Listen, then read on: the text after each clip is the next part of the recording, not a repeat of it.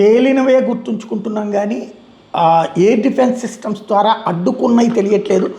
Dubai లెక్క చెప్పుకొస్తోంది. ఇప్పటిదాకా ballistic missiles కావచ్చు, క్రూయిజ్ మిస్సైల్స్ కావచ్చు, యుఏవీస్ కావచ్చు, బాలిస్టిక్ మిస్సైల్స్లో తమ మీద 186 ప్రయోగించిన వాటిని డిటెక్ట్ చేశామని, 172 ఆపామని, 13 సముద్రంలోకి అంటే సముద్రం దగ్గర ఉండగా పేల్చేశామని, ఒక్కటి మాత్రం భూమి మీదకి వచ్చి పడిందని చెప్పుకొచ్చింది.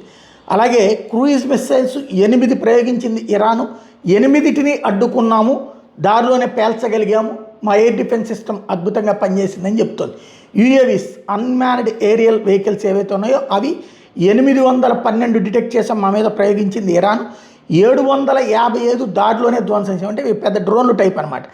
ఇందులో 57 మాత్రం భూమి మీద పడ్డాయి, మేము ఇంటర్సెప్ట్ చేసినా కూడా మిస్ అయినాయి అన్నటువంటి విషయాన్ని దుబాయ్ చెప్తుంది. అంటే ఓవరాల్గా చూస్తే అటు ఖతార్ కూడా చాలా వరకు ఎయిర్ డిఫెన్స్ సిస్టమ్ ద్వారా యాక్టివేట్ చేసి కంట్రోల్ చేసుకుంటూ వస్తుంది.